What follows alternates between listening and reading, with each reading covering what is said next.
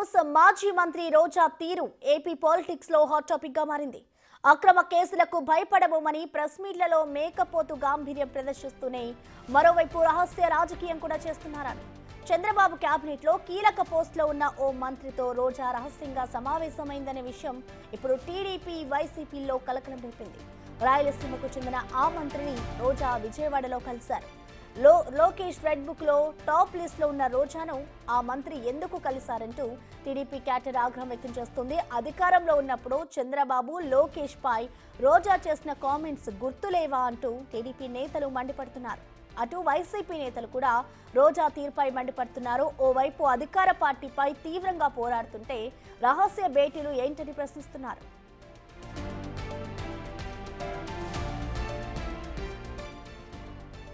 రోజా మంత్రిగా ఉన్నప్పుడు ఆడుదాం ఆంధ్ర పేరుతో అక్రమాలకు పాల్పడ్డారని ఆరోపణలు వచ్చాయి. కూటమి ప్రభుత్వం అధికారంలోకి వచ్చాక ఆడుదాం ఆంధ్రపై పూర్తి స్థాయిలో విచారణ జరుపుతామని మంత్రి రామ్ ప్రసాద్ ప్రకటించారు.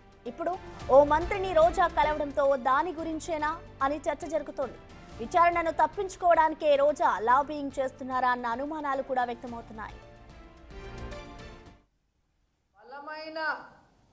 నాయకత్వాన్ని బలమైన వాయిస్ని తొక్కేయడానికే ఈ తప్పుడు కేసులు పెట్టడం, భయభ్రాంతులకి గురి చేయటం. ఈరోజు వాళ్ళు ఇచ్చిన సూపర్ 6 ఫెయిల్యూర్ అయ్యారు, అది ఎవరు మనం అడగకూడదు. లా అండ్ ఆర్డర్ ఫెయిల్యూర్ అయ్యారు, అది మనం ఎవరము అడగకూడదు. అలాగే ఒక్క ఏడాదిలోనే 1,52,000 కోట్ల అప్పులు చేసి ఆ డబ్బు ఒక సంక్షేమ పథకం ఇవ్వకుండా ఎవరి జోబుల్లోకి వెళ్తుందో ఎవరు ప్రశ్నించకూడదు. అలా ప్రశ్నించే ఏ గొంతైనా కేసు పెడతాం, లోపలేస్తామని భయపెట్టడం. ప్రజలకు ఆడుదాం ఆంధ్ర మీద పూర్తి అవగాహన ఉంది, క్రీడాకారులకు ఉంది, మీడియాకు ఉంది, రాష్ట్ర వ్యాప్తంగా ప్రతి ఒక్కరికి ఉంది. మమ్మల్ని ప్రెజర్ చేస్తున్నారు ప్రజలు, క్రీడాకారులు. ఇంకా ఆడుదాం ఆంధ్రాది ఇంకా ఎందుకు తేల్చలేదు, రోజాని ఇంకా ఎందుకు జైలుకు పంపించలేదు, మా డబ్బును దోచుకున్న రోజాని ఎందుకు వదిలేశారని క్రీడాకారులు రోజు శాప ఆఫీస్కి వచ్చి మమ్మల్ని ఒడితే చేస్తున్నారు. మేము కాదు, క్రీడాకారులు బాధపడుతున్నారు ఇప్పుడు మా మీద. మేము కూడా ఇంకా లేట్ చేస్తామనే మాకు కూడా ఉంది, కొన్ని చెప్పలేము, ఇంకా లేట్ చేస్తాం. కాకపోతే చట్టం ఉంది కదా, చట్టం తన ప్రకారం దాన్ని వెళ్తుంది. ఏం తొందరపడాల్సిన పని లేదు, అవుతుంది. బలమైన నాయకత్వం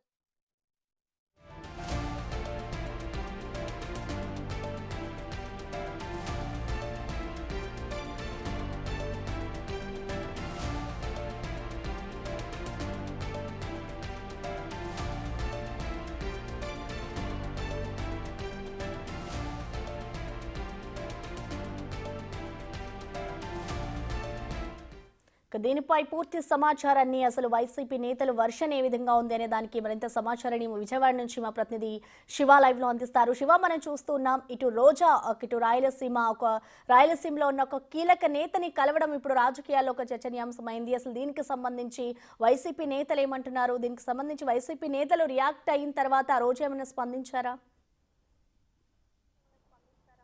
ప్రస్తుతం మొత్తం మీద చూసుకుంటే వైఎస్ఆర్సీపీ మాజీ మంత్రిగా వ్యవహరించి రాయలసీమకు సంబంధించిన కీలకమైన నేత 2014, 2019, 2024 ఈ 3 ఎన్నికల సమయంలో కూడా రోజాకి నగర టికెట్ ఇవ్వద్దని చెప్పి వైఎస్ఆర్సీపీకి సంబంధించిన ఒక కీలకమైన వర్గం, కీలకమైన నేతలు, నగర నియోజకవర్గానికి సంబంధించిన నేతలు అధిష్టానానికి ఫిర్యాదుల పరంపర కొనసాగించారు.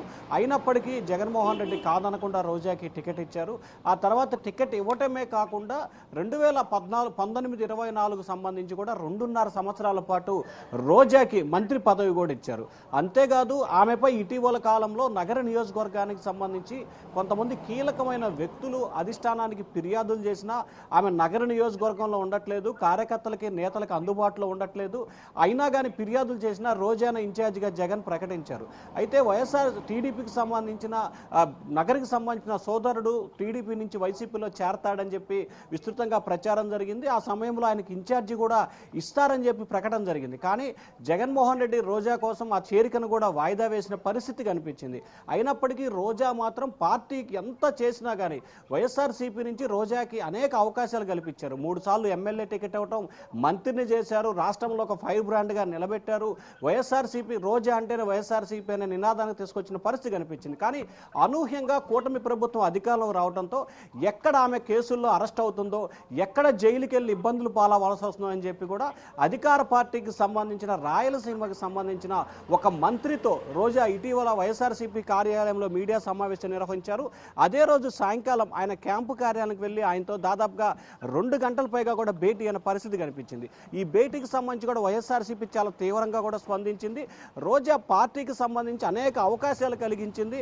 ఆమె ఐరన్ లెగ్ అనే పేరు ఉన్నప్పటికీ కూడా రోజాని అన్ని రకాల అవకాశాలు ఇస్తూ, మంత్రిని చేస్తూ, అవకాశాలు కల్పిస్తూ, అధికార ప్రతినిధి కల్పిస్తూ ఇన్ని చేసినా కానీ రోజా టీడీపీ నేతలతో కొల్యూడు రాజకీయాలు చేసిన పరిస్థితి ఏంటని చెప్పి కూడా వైఎస్ఆర్సీపీ అధిష్టానం అయితే తీవ్రస్థాయిలో అసంతృప్తిగా ఉంది. ఇప్పటికే ఉమ్మడి చిత్తూరు జిల్లాకు సంబంధించిన నేతలు పార్టీ అధిష్టానానికి ఈ అంశానికి సంబంధించి ఫిర్యాదు కూడా చేసినట్టు తెలుస్తూ ఉంది. వైసీపీ అధిష్టానం ఎందుకు రోజా ఆ మంత్రిని కలిసింది, ఆమె ఆడుదాం ఆంధ్రాకి సంబంధించి నగర నియోజకవర్గంలో జరిగిన అక్రమాలు, అలాగే ఆమె చేసిన శాఖకు సంబంధించి పర్యాటక శాఖకు సంబంధించిన శాఖలకు సంబంధించి అక్రమాలు, ఈ మూడింటికి సంబంధించి కూడా విచారణ కొనసాగుతుందని చెప్పి కూడా టీడీపీ నేతలు చెప్తున్న నేపథ్యంలో రోజా ఆ మంత్రిని కలిసి తనపై కేసులు లేకుండా చూడాలని చెప్పి కూడా రాజీ ప్రయత్నాలు చేసినట్లు కూడా సోషల్ మీడియా వేదిక గుప్పమంటున్నాయి. ఈ అంశానికి సంబంధించి అటు టీడీపీ ఇటు వైసీపీ నేతలైతే తీవ్రస్థాయిలో ఆగ్రహం వ్యక్తం చేస్తున్నారు. వైసీపీ నేతలైతే మాత్రం రోజా తీరుపై అగ్గి మీద గుగ్గిరమే మండుతున్నారు. రోజాని ఖచ్చితంగా పార్టీ నుంచి సస్పెండ్ చేయాలని చెప్పి డిమాండ్ అయితే బలంగా వినిపిస్తున్న పరిస్థితి కనిపిస్తుంది. ఎందుకంటే నగర నియోజకవర్గానికి సంబంధించి కూడా గతంలో టీడీపీ నేతలు వైసీపీలోకి వస్తానని చెప్పినప్పటికీ వద్దని చెప్పి మరి రోజాకే కొనసాగించినా కానీ ఈ రకంగా ఎందుకు చేస్తుంది రోజా అని చెప్పి కూడా వారు తీవ్రస్థాయిలో ఆగ్రహం వ్యక్తం చేస్తున్నారు. మరొక వైపు రోజా తీరు పట్ల కూడా 1-2 రోజుల్లోనే వైఎస్ఆర్సీపీ కఠిన చర్యలు తీసుకునే అవకాశాలు అయితే కనిపిస్తున్నాయి. ఇప్పటికే ఉమ్మడి చిత్తూరు జిల్లాకు సంబంధించిన వైఎస్ఆర్సీపీ రీజనల్ కోఆర్డినేటర్ని ఈ అంశానికి సంబంధించి పూర్తి స్థాయిలో నివేదిక ఇవ్వాలని చెప్పి కూడా వైసీపీ అధినేత జగన్ ఆదేశాలు జారీ చేసినట్టు తెలుస్తూ ఉంది. ఇవాళ రేపట్లో ఆయన నివేదిక ఇచ్చిన తర్వాత రేపు వైసీపీ అధినేత జగన్మోహన్ రెడ్డి బెంగళూరు నుంచి తాడేపల్లి చేరుకుంటారు. చేరుకున్న తర్వాత దీనికి సంబంధించి కూడా రోజాపై ఎటువంటి చర్యలు తీసుకోవాలి అనే దానికి సంబంధించి కూడా ఒక నిర్ణయం తీసుకునే అవకాశం కనిపిస్తూ ఉంది. రోజాని వివరణ కోరటమా లేదా నోటీస్ ఇవ్వటమా అనే దానికి సంబంధించి కూడా పార్టీ నేతలైతే సుదీర్ఘంగా మంతనాలు జరుపుతున్నట్టు తెలుస్తూ ఉంది. Prasuna. Right, thank you Shiva.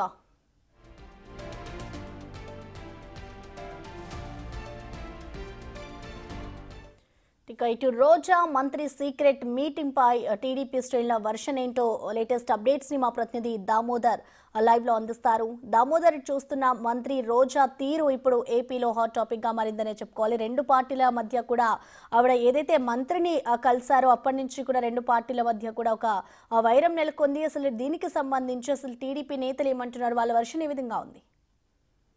ప్రస్తుతం ఏదైతే మాజీ మంత్రి రోజా తన మీద వచ్చిన ఆడుదాం ఆంధ్రతో పాటు టూరిజం టికెట్ల అమ్మకాలు, అదేవిధంగా ఏపీఐసిసి ల్యాండ్స్ సేకరణలో జరిగిన అక్రమాల వ్యవహారాలపై విచారణ జరుగుతుంది. ఇక సిఐడికి కేసు వెళ్తుందన్న నేపథ్యంలో ఒక రాయలసీమకు చెందిన ఒక వివాదాస్పద మంత్రిని కలిసింది. తాను పరిస్థితిని సెట్ చేసుకుందంటూ వార్తలు రావడంతో తెలుగుదేశం పార్టీ కేడర్ తీవ్రంగా ఆగ్రహం వ్యక్తం చేస్తున్న పరిస్థితి.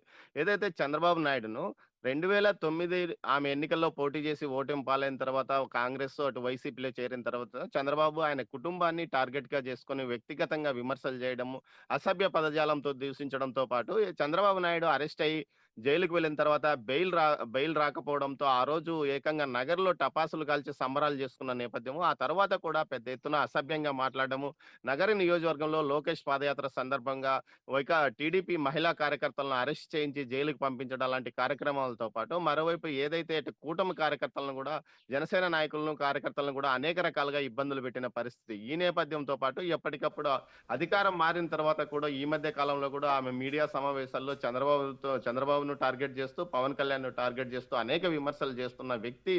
ఏదైతే ఆమె మీద ఆడదాం ఆంధ్రాకు సంబంధించి విజిలెన్స్ నివేదిక 45 రోజుల్లో వస్తుంది. దీంతో పాటు ముఖ్యంగా మరోవైపు ఏదైతే ఇటు విజిలెన్స్ నివేదిక 45 రోజుల్లో ఇస్తామని చెప్పారు. దీంతో పాటు సిఐడి కేసు నమోదవుతుందంటూ శాసన మండలి, అదేవిధంగా శాసనసభ సాక్షిగా ఏదైతే రాంప్రసాద్ రెడ్డి స్పోర్ట్స్ మినిస్టర్ రామ్ ప్రసాద్ రెడ్డి ఒక ప్రకటన 2 చోట్ల చేశాడు. ఆ తర్వాత ఇప్పటి వరకు కనీసం శాసనసభ పూర్తయి 15-20 రోజులు పూర్తి అవుతోంది. ఇప్పటి వరకు దానికి సంబంధించి నోటిఫికేషన్ రాలేదు. విజిలెన్స్ నివేదిక విజిలెన్స్ విచారణ కూడా ఎక్కడ కనిపించని పరిస్థితి. ముఖ్యంగా దీనికి సంబంధించి ప్రభుత్వం ఒక నోటిఫికేషన్ ఇచ్చి ఆ తర్వాత విజిలెన్స్ కమిటీ విచారణ కానీ అదేవిధంగా ఏదైతే సిఐడి విచారణకు కానీ నోటిఫికేషన్ ఇవ్వని పరిస్థితి. ఈ నేపథ్యంలో ఏదో జరిగిపోయిందన్న ప్రచారం మాత్రం తెలుగుదేశం పార్టీ శ్రేణుల్లో కనిపిస్తుంది. దీంతో వీరంతా ఆగ్రహంగా ఉన్నారు. ఎక్కడికక్కడ తెలుగుదేశం పార్టీ కార్యకర్తలతో పాటు నగర నియోజకవర్గంలో అనేక మంది తెలుగుదేశం పార్టీ కార్యకర్తల మీద కేసులు నమోదు చేయడం, అదేవిధంగా క్రీడా సంఘాలను అనేక రకాలుగా ఇబ్బంది పెట్టడం,